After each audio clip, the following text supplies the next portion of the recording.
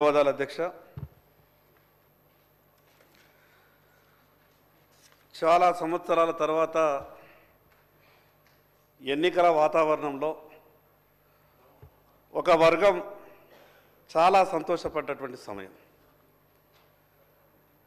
కామారెడ్డి సభలో BC declaration చేసిన తర్వాత స్వయానా దేవుడే భూమి మీదకి దిగొచ్చిండేమో, అందుకే మాకు 42% అమలు చేయడానికి రేవంత్ రెడ్డి గారి రూపంలో ఆ దేవుడే మాట ఇచ్చిండేమని అంతగానం సంతోషపడ్డారు అధ్యక్ష.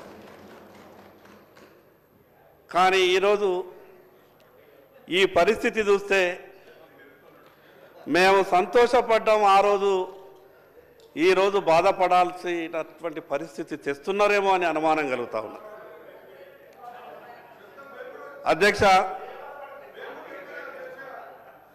అధ్యక్ష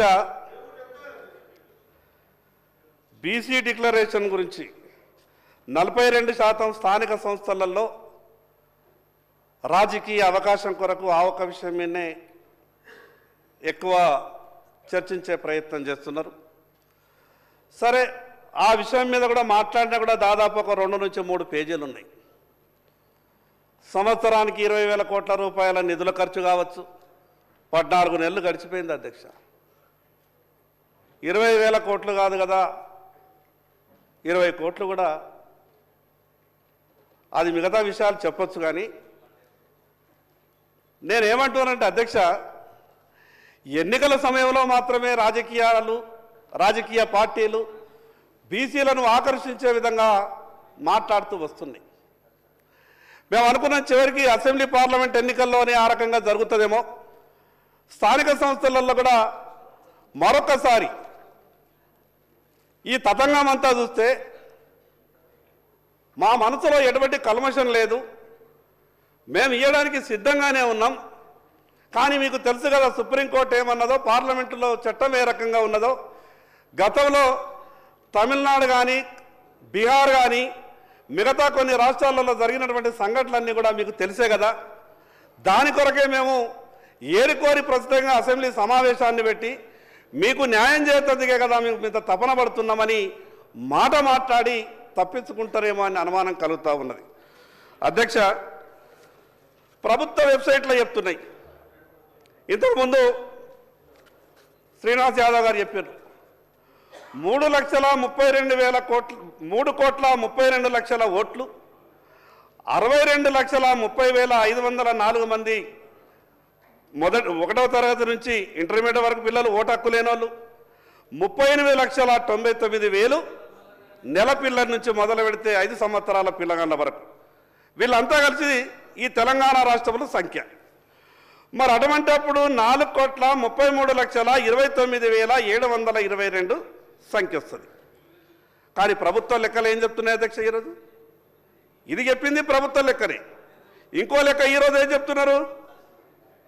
మా లెక్కల ప్రకారం 1,00,000 చిల్లర మంది ఉద్యోగస్తుల్ని నియమించి ఇన్ని నెలల పాటు కష్టపడి 8 రేటర్లకు తర్ఫీదిచ్చి మేము చేసినటువంటి సర్వే ప్రకారం ఈ రాష్ట్రం 3,34,77,554 అనే సంఖ్య. మరి ఈ 98,52,168 ఎవరు ఎక్కడికి వెళ్ళిండ్రు? 3,30,00,000 ఈ సంఖ్య తీసేస్తే 4,33,29,722 ఒక అధికారిక వెబ్సైట్లో ఉన్నటువంటి లెక్క. దాంట్లో 3,32,00,000 ఓటర్లు అన్న. నేను చెప్తున్నది అధికారిక వెబ్సైట్ లెక్కనే చెప్తున్నా, ప్రభుత్వం పెట్టినటువంటి వెబ్సైట్ లెక్కనే చెప్తున్నా. అయితే ఈ 98,52,168 మంది తక్కువ ఎస్సీ మీద చూపిస్తున్నారు. సరే, తక్కువ ఎస్సీ చూపిస్తున్నారు. ఇక ఇందులో ఇంకా ఒక గొప్పగా మాకు అనుమానం వచ్చే విధంగా కుట్ర జరిగినట్టు అనిపిస్తున్నారు అధ్యక్ష. వెనకబడ్డ కులాలలో కొంత అవేర్నెస్ తక్కువ ఉంటుంది. మేము ఫ్యామిలీ ప్లానింగ్కి కొంచెం తక్కువనే వెళ్తాం. మా ఇంట్లో 2 పిల్లలు, 3 పిల్లలు, 4 పిల్లలు ఉంటారు అధ్యక్ష. కానీ మా జనాభా 14 ఏళ్లలో తగ్గిపోయింది అధ్యక్ష. అంటే 14 సంవత్సరాల నుంచి కాపురాలే జరుగుతలేవా? ఆ కుటుంబాలలో పిల్లలే ఉడతలేరా? అసలు ఈ సంఖ్యని ఏ రకంగా నిర్ణయించిండ్రు? నేను గౌరవ ముఖ్యమంత్రికి మీ ద్వారా విజ్ఞప్తి చేస్తున్నానంటే, మీరు మాట ఇచ్చిండ్రు, ఏం తొందర పడకుండ్రి. స్థానిక సంస్థల ఎన్నికల్లో 6 నెలల తర్వాత పెట్టుకుని ఏం కొప్పలు మునిగేది ఏం లేదు. కానీ మీరు ఎక్కడ స్థానిక సంస్థల ఎన్నికల సమయంలో పెట్టకుంటే ప్రభుత్వానికి చెడ్డ పేరు వస్తుందనో, మీకు వ్యతిరేకత వస్తుందనో బీసీలకు మాత్రం అన్యాయం చేసేటటువంటి ప్రయత్నం చేయకండి. ఒక పక్క మీ నాయకులు రాహుల్ గాంధీ గారు పార్లమెంట్లో నిన్ననే మీరంతా కూడా ప్రసంగం వినిండొచ్చు. ఎంత గొప్పగా మాట్లాడారు అధ్యక్ష. చాలా సంతోషం అనిపించింది అధ్యక్ష నాకు రాహుల్ గాంధీ గారి మాటలు వింటే. ఎక్కడ ఈ తెలంగాణ రాష్ట్రంలో అమలైపోతుంది అనుకున్నా. రేపే మా శాసనసభ సమావేశం ఉన్నది.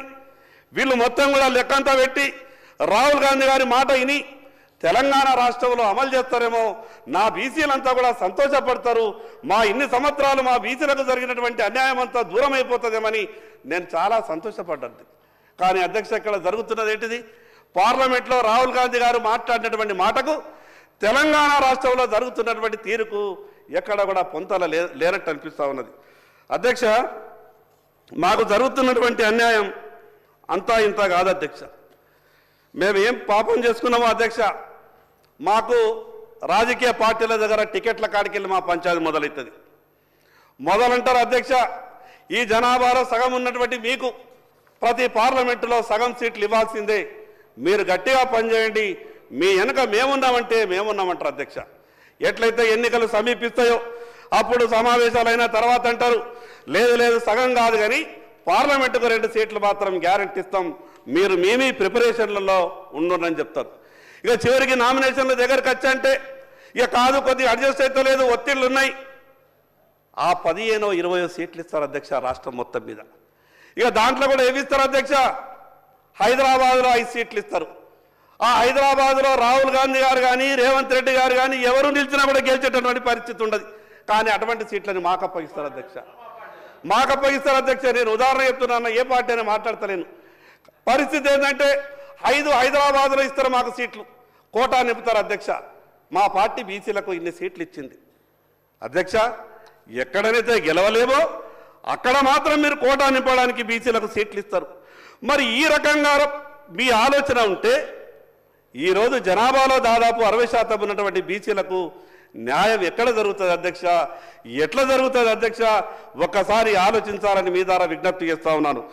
మా బీసీ సహచార మంత్రి నాకు ప్రభాకర్ అన్నం చూస్తే చాలా సంతోషం అనిపిస్తుంది. బాగా గట్టిగా మాట్లాడతాడు అధ్యక్ష. ఏ విషయం ఉన్నా కూడా గంటాపదంగా చెప్తాడు. పార్లమెంటు సభ్యునిగా పార్లమెంట్లో పోరాటం చేసిండు. ఈ తెలంగాణ రాష్ట్ర శాసనసభకు ఎన్నికైన తర్వాత మంత్రి అయినాక నేను సంతోషపడ్డా. అన్న బీసీ మంత్రి అయిపోయాడు, బాగా సహాయం దొరుకుతుంది, ఈ రాష్ట్రంలో ఉన్నటువంటి బీసీలందరికీ మంచి జరిగిపోతుంది, ఎవరినైనా ఎదిరించగలుగుతాడని సంతోషపడ్డా.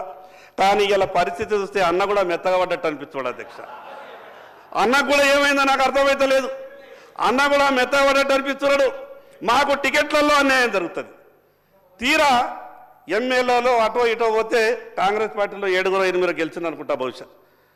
తీరా మేమనుకుంటామంటే 7 గెలిచిండ్రు, ఈ 17 సగం అన్నారు కదా, 6-7 ఎట్లన్నా మంత్రులు అయిపోతారు అనుకుంటే. సరే అన్న, మేము బీసీ ముఖ్యమంత్రి అని ఆఖరి ప్రతిపక్ష నాయకుడు కూడా చేయలేదు. దయచేసి కాదు, పదవి తెచ్చుకుంటే మేము కూడా సంతోషపడతాం అందరం కూడా. శాసనసభ పక్ష నాయకుడు బీజేపీది ఒక బలైన వర్గాలకు ఇచ్చేదని మీ పార్టీ మీ ప్రధానమంత్రి బీజేపీ అంటాడు, అట్లా అంటాడు. తప్పకుండా వీఆర్ హ్యాపీ. ప్రభాకర్ అన్నకు నేను ఒక చిన్న విజ్ఞప్తి చేస్తున్నా అధ్యక్ష. భారతీయ జనతా పార్టీ ఎంత గొప్పగా ఆలోచిస్తుంది అనంటే, ఈ దేశంలో ఏ రాజకీయ పార్టీ అన్నా మామూలు వ్యక్తులకు ముఖ్యమంత్రులుగా ప్రధానమంత్రులుగా అవకాశం ఇచ్చినటువంటి దాఖలాలు లేవు. ఈరోజు ఛాయ్ అమ్ముకున్నటువంటి బీసీని దేశ ప్రధానమంత్రిగా 3వసారి చేసినటువంటి ఘనత భారతీయ జనతా పార్టీది అధ్యక్ష. నేనేమంటున్నానంటే, దేశ రాజకీయాల గురించి ఈ అసెంబ్లీలో చర్చ పెట్టే కన్నా సార్, ఇప్పుడు మా సోదరులు ప్రభాకర్ గారు చెప్పినట్టు ప్రత్యక్షంగా కనబడతా ఉన్నారు. బలహీన వర్గానికి సంబంధించిన నాయకుడు ప్రసంగం చేస్తూ ఉన్నాడు. సరే, ఈ సందర్భం వారు ముందు సీట్లు వస్తారని ఆశించినాం అధ్యక్ష. సరే, అంతపూర్వకం బీజేపీ రాష్ట్ర అధ్యక్షుడు ఒక బలహీన వర్గాలకు సంబంధించిన మరి బండి సంజయ్ గారు ఉండే. ఎవరు తీసింది అధ్యక్ష? కాంగ్రెస్ పార్టీ వచ్చి తీసింది అధ్యక్ష. ఈరోజు బలహీన వర్గాలకు సంబంధించిన కేంద్ర మంత్రిగా ఉండే బండారు దత్తాత్రేయ గారు ఏమైంది అధ్యక్ష? ప్రస్తావన చేస్తూ ఉన్న సందర్భంలో ఈరోజు కూడా కాంగ్రెస్ పార్టీ బలహీన వర్గాలకు సంబంధించి ఈరోజు అన్ని వర్గాలకు సంబంధించి న్యాయం చేయాలనే ఒక కాంక్షతో మా రాహుల్ గాంధీ గారు ఇచ్చిన ఆలోచనతో ఒక అడుగుకు ముందుకేస్తే దాన్ని ఎట్లా అడ్డుకోవాలని చేసే ప్రయత్నంలో ముందుకు సాగకుండా మంచి సలహా సూచనలు ఇచ్చి దాని ఆచరణలు పెట్టాలని ప్రయత్నం చేస్తూ ఉన్న మా పొన్నం ప్రభాకర్ గారిని, మరి వారు కూడా బలహీన వర్గాలకు సంబంధించిన నాయకుడే, వారేసే అడుగుల్లోనే మా అడ్డం వేస్తా అంటే ఎట్లా అధ్యక్ష? దయచేసి మా సోదరులను కోరుతా ఉన్నాం, ఆదిలాబాద్కు సంబంధించిన శాసనసభ్యులని చాలా బాగా మాట్లాడతారు అధ్యక్ష శాసనసభలో.